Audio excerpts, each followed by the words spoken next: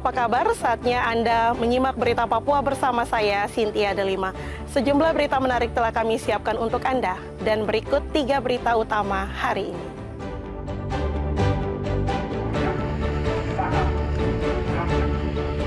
Peringati Hari Hak Asasi Manusia, puluhan mahasiswa di Merauke berunjuk rasa menuntut pemerintah pusat selesaikan masalah HAM.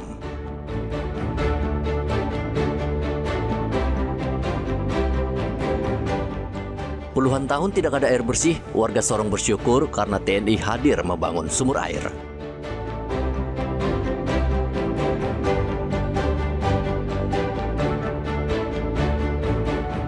Diduga mengantuk, minibus di Merauke menabrak trotoar.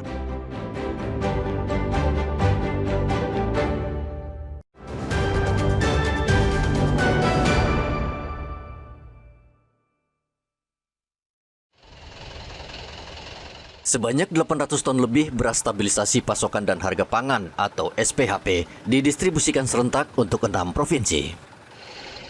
Pendistribusian dilakukan untuk menjaga ketersediaan beras dan menstabilkan harga jelang Natal dan Tahun Baru. Pelepasan beras SPHP ini dipimpin Wakapolri dan Menteri Pertanian di Mapolda Papua pada hari Rabu.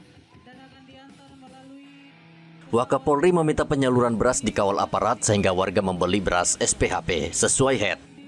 Pemerintah sesuai dengan perintah Bapak Presiden, ini sebagai leading sektornya memang Bapak Menteri Pertanian sekaligus sebagai Ketua Badan Pangan Nasional untuk menjamin bahwa kesediaan kebutuhan bahkan bahan pokok penting di masyarakat itu betul-betul harus tersedia dengan cukup. Ya, Papua juga tadi sesuai dengan arahan Bapak Menteri tidak harus menunggu gudang itu kosong. Jadi Pak Dirut Bulog akan terus menyuplai gudang-gudang yang ada di Papua. Menteri Pertanian Andi Amran Sulaiman mengatakan pangan nasional saat ini berada dalam kondisi terkendali.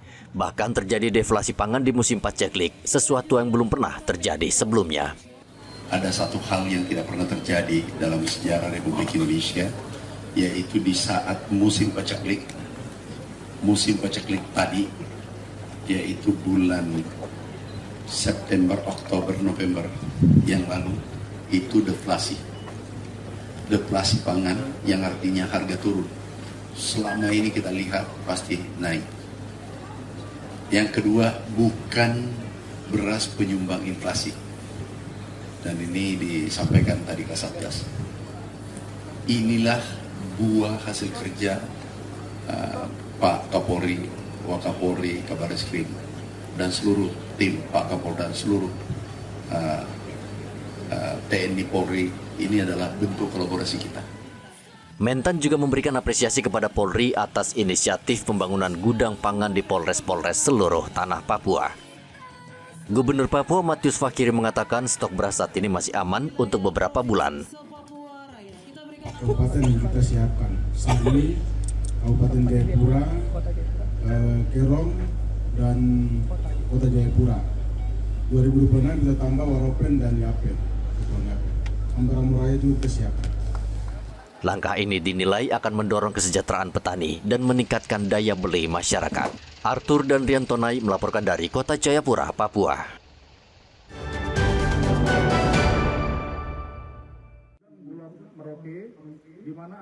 Sebanyak 140 ton beras SPHP resmi disalurkan kepada warga di 4 kabupaten di Papua Selatan sebagai langkah pemenuhan kebutuhan pangan khususnya menjelang perayaan Natal dan Tahun Baru. Penyaluran ini dilepas secara resmi oleh Kapolres Merauke AKBP Leonardo Yoga. Polri memastikan proses distribusi berjalan sesuai sasaran. Sebagai institusi pengawas dan pengendali penyaluran SPHP, jajaran kepolisian akan melakukan pengawasan melekat terhadap proses penyaluran ke seluruh wilayah tujuan, yakni Kabupaten Asmat, Mapi, Bovendigul, dan Merauke. Kapolres Merauke AKBP Leonardo Yoga mengatakan 140 ton beras tersebut dibagi sesuai kebutuhan masing-masing daerah. Alokasi untuk Kabupaten Asmat sebesar 50 ton, Mapi 50 ton, Bovendigul 20 ton, serta Kabupaten Merauke 20 ton. Yang hari ini ada total 140 ton disalurkan ke 4 kabupaten dengan rincian 20 ton di Kabupaten Merauke, 20 ton di Kabupaten Bovendigul, 50 ton di Kabupaten Asmat, dan 50 ton di Kabupaten Mapi. Untuk pendistribusiannya nanti akan menggunakan moda transportasi baik darat maupun laut. Yang pasti ini untuk menjawab masyarakat sesuai dengan kebutuhan dalam hal pangan, ya, agar tidak terjadi kekurangan pangan di daerah-daerah ini dan masyarakat bisa mendapatkan beras dengan kualitas yang baik dan harga yang terjangkau. Penyaluran beras SPHP ini diharapkan dapat menjaga stabilitas harga serta memastikan ketersediaan pangan bagi masyarakat di Papua Selatan. Pedagang diimbau tidak menjual di luar head karena jika ditemukan polisi akan ditindak sesuai perundangan. Muhammad Ridwan dan Rian Tonai melaporkan dari Merauke, Papua Selatan.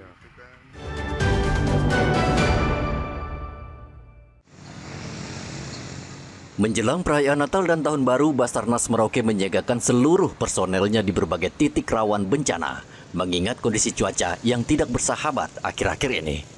Kepala Basarnas Merauke, Rudi, menjelaskan Basarnas akan menempatkan personel di lokasi yang sangat rawan, seperti kawasan pantai dan laut, serta pelabuhan dan bandara. Rudi berjanji timnya akan merespon cepat apabila terjadi keadaan darurat. Yang pertama adalah personil, sebanyak 77 orang, yang mana kami sebar. Yang pertama ada yang bertugas di kapal atau di dermaga nantinya, kemudian di posar, yaitu di GUL dan Okaba, serta di bandara, dan posko induknya sendiri kami di kantor pencarian pertolongan kelas B Merauke ini sendiri. Kalau melihat dari ciri-cirinya dengan kondisi cuaca yang ada sekarang ini, memang pertama karena hujan yang intens, sehingga kita menghimbau, tentunya kami bekerjasama dengan sektor terkait ya untuk mengantisipasi itu. Jadi himbauan-himbauan yang kami lakukan Pak dengan instansi itu bahwa jika terjadi rob maka para masyarakat sudah harus tahu dan mereka sudah harus mengantisipasi itu. Karena kalau menunggu tim bantuan, jelaskan kita memerlukan waktu. Nah, yang paling pokok adalah mereka bisa mengerti bagaimana cara untuk mengevakuasi secara baik. Basarnas Merauke juga akan memantau pergerakan massa saat arus mudik Natal dan Tahun Baru. Tahun ini, menjelang perayaan Natal dan Tahun Baru, dilanda cuaca buruk. Warga diimbau untuk waspada saat beraktivitas di luar.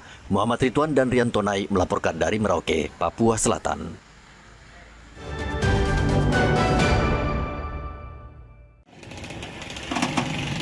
Aduh, ibu Tuhan. Sebuah minibus yang dikendarai seorang ibu berstatus aparatur sipil negara menabrak median jalan Raya Mandala Merauke pada saat arus lalu lintas sedang ramai. Pengemudi diduga dalam kondisi kelelahan dan mengantuk sehingga kehilangan konsentrasi ketika mengemudi. Benturan yang terjadi membuat sebuah pohon hias di median jalan roboh, termasuk satu tiang lampu yang ikut tumbang akibat hantaman kendaraan. KBO Lantas Polres Merauke Ibda Joni mengatakan tidak ada korban jiwa maupun luka dalam insiden tersebut. Pengemudi langsung diarahkan untuk beristirahat guna memulihkan kondisi sebelum melanjutkan aktivitas. Kecelakaan tunggal yang mana sebuah mobil akibat mengantuk dan menabrak pohon yang ada di median tengah jalan. Akibat dari kejadian tersebut, mobil mengalami kerusakan sehingga pada kesempatan yang baik ini kami menghimbau kepada seluruh pengguna jalan yang ada di Kota Merauke ketika hendak keluar untuk mengendarai atau mengemudikan kendaraan bermotor, pastikan diri dalam keadaan sehat. Yang kedua, pastikan mobil dalam keadaan layak jalan. Yang ketiga, pastikan surat-surat kendaraan itu semua lengkap. Semua ini untuk mengantisipasi kecelakaan lalu lintas yang terjadi di jalan yang ada di Kabupaten Merauke atau Provinsi Papua Selatan ini. Peristiwa ini kembali mengingatkan pentingnya memastikan kondisi fisik yang prima sebelum berkendara, terutama di jalur dengan intensitas lalu lintas tinggi. Muhammad Ridwan dan Rian Tonai melaporkan dari Merauke, Papua Selatan.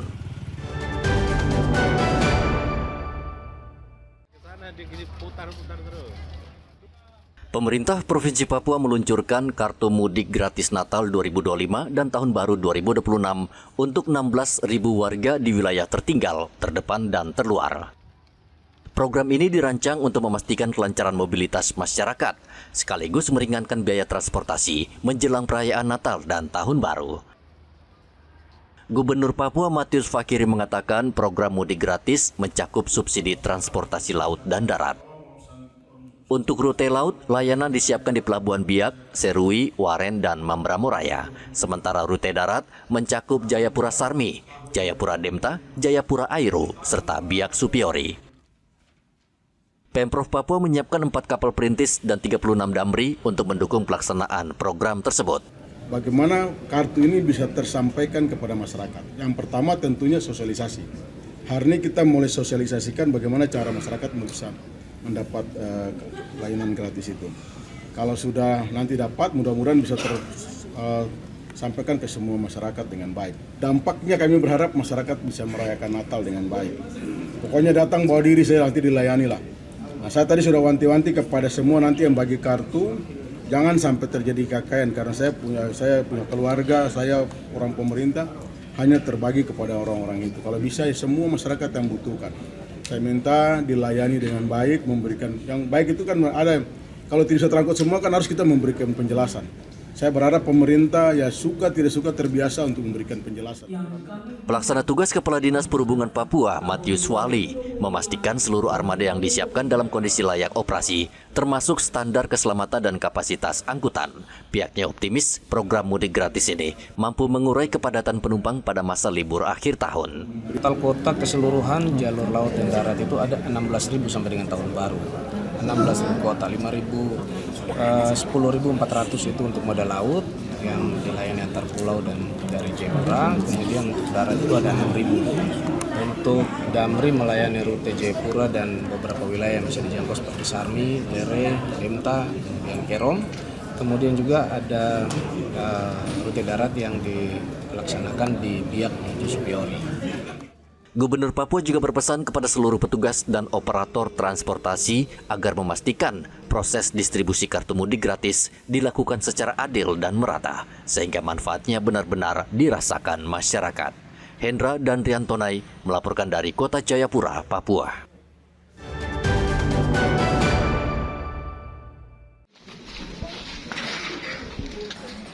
Polresta Manokwari menetapkan 3 tersangka dalam kasus pembunuhan asisten rumah tangga bernama Ingrid di Manokwari, Papua Barat. Ketiga tersangka adalah satu keluarga, yaitu Budi Gusyanto, Luciana, dan Febrian. Saat ini ketiganya masih diperiksa di Mapolresta Manokwari.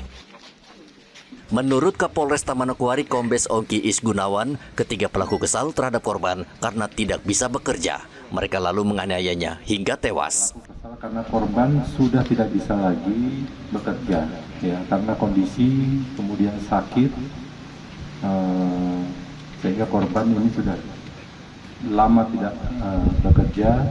Pelaku kesal sehingga melakukan penganiayaan kepada korban sampai dengan meninggal dunia.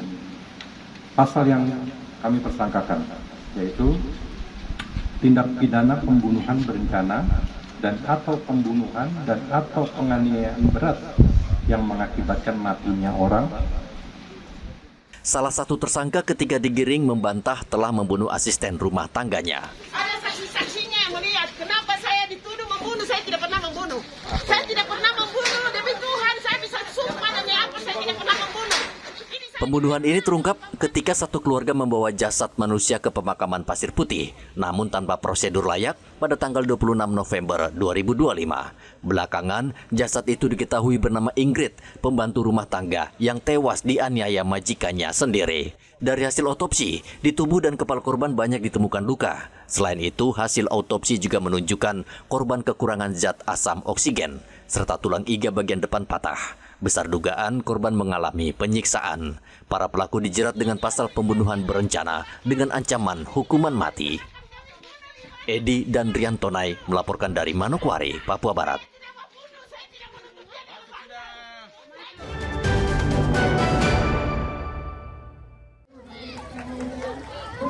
Anak-anak di kampung Kowo Ratu, Kabupaten Sorong, Papua Barat Daya tidak bisa menyembunyikan kegembiraannya saat menikmati air bersih yang selama ini mereka idam-idamkan. Kampung Korowatu merupakan salah satu kampung di Kabupaten Sorong di mana selama ini warga belum menikmati air bersih. Kini, berkat program Manunggal Air TNI Angkatan Darat, warga kampung Koworatu bisa minum dan mandi dengan kualitas air yang lebih baik dan bersih. Kasat Jenderal Maruli Simanjuntak bersama Gubernur Papua Barat Daya ikut larut dalam kegembiraan anak-anak dan warga. Hingga hari ini TNI Angkatan Darat telah membangun 5.000 lokasi air bersih dan persawahan. Sampai dengan saat ini sebetulnya Angkatan Darat sudah 5.000 lebih untuk pembuatan air bersih dan juga air untuk persawahan yang seperti pipanisasi. Jadi sebenarnya kita berharap dari bor untuk air bersih supaya betul-betul yakin, itu pun kita harus cek. Nanti ke depan kalau sudah jadi program untuk dari pemerintah, baik pusat maupun daerah, ini akan mempercepat untuk penyediaan air bersih buat masyarakat. Saya dengan masyarakat tahun 2017 setengah mati, ambil air di kolam, tapi ya Tuhan sudah tunjuk bahwa harus TNI pergi bantu masyarakat yang memang ada susah air. Tapi ya alhamdulillah puji Tuhan, TNI Pangkasat sudah bantu untuk sumur bor dan bak air.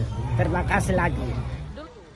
Program Manunggal Air merupakan program unggulan TNI Angkatan Darat untuk menyediakan air bersih bagi masyarakat yang tinggal di daerah kering atau terpencil. TNI membangun sumur bor, pipanisasi, hingga pemanfaatan pompa hidram untuk menyediakan air bersih bagi warga. Program ini juga untuk mendukung ketahanan pangan nasional. Topan dan Riantonai melaporkan dari Kabupaten Sorong, Papua Barat Daya.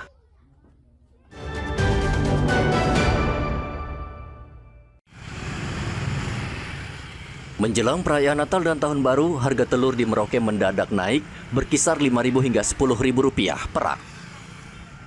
Kenaikan ini mengejutkan pedagang telur di Pasar Rawamanggu yang sebelumnya memastikan harga akan stabil karena stok melimpah. Menurut salah satu pedagang, Grecia, kenaikan harga telur dipicu pengiriman telur dalam jumlah besar ke Kabupaten Mapi dan Asmat, sehingga pasokan telur dari peternak berkurang. Secara tiba-tiba harga telur naik ini Bu ya, kenapa ini Bu? Mungkin karena pengiriman ya. Oh, pengiriman ya? Iya, pengiriman ke pedalaman itu yang bikin telur berkurang. Jadi yang biasa harga 50, sekarang 55. Naiknya 5.000. Baru itu ya? Iya. Oh, iya. Itu kira-kira sampai dengan Natal ini masih harga segitu kenaikan? Kalau kami sih dari agen naiknya 5.000 saja. 5.000 ya? Itu sudah 5.000 aja. Enggak, kecuali ya ke lain dari agen, mungkin orang beli dari kami jual kembali, mungkin itu biasa naik 10.000 bisa 15.000. Oh gitu. Kalau kami tetap 5.000 aja. 5.000 ya. Pedagang belum bisa memastikan apakah harga telur akan turun. Mereka hanya berharap pasokan telur kembali normal sehingga harga telur bisa terjangkau masyarakat yang ingin merayakan Natal dan Tahun Baru. Muhammad Ridwan dan Riantonai melaporkan dari Merauke, Papua Selatan.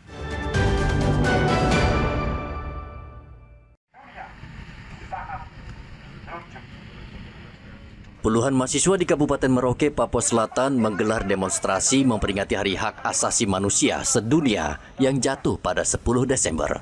Aksi dimulai dari Tugu Libra Merauke dan dilanjutkan dengan long march menuju kantor Gubernur Papua Selatan di Jalan Trikora. Dalam aksi tersebut, para pengunjuk rasa menyoroti berbagai kasus pelanggaran HAM yang dinilai belum tuntas penanganannya hingga saat ini. Melalui orasi, mereka mendesak pemerintah mengambil langkah tegas untuk menyelesaikan berbagai persoalan HAM yang dinilai masih terkatung-katung. Selanjutnya, para pendemo diterima oleh Asisten 3 Pemprov Papua Selatan, Sadari. Usai diterima Asisten 3, pendemo membubarkan diri dengan tertib. Meski aksi damai, Polres tetap mengawal unjuk rasa hingga selesai. Muhammad Ridwan dan Riantonai melaporkan dari Merauke, Papua Selatan. Informasi tadi menutup perjumpaan kita di Berita Papua hari ini. Jangan lupa pastikan Anda subscribe channel YouTube Liputan 6 SCTV Daerah. Atas nama rekan yang bertugas, saya Cynthia Delima berterima kasih atas kebersamaan Anda. Selamat beraktivitas, sampai jumpa.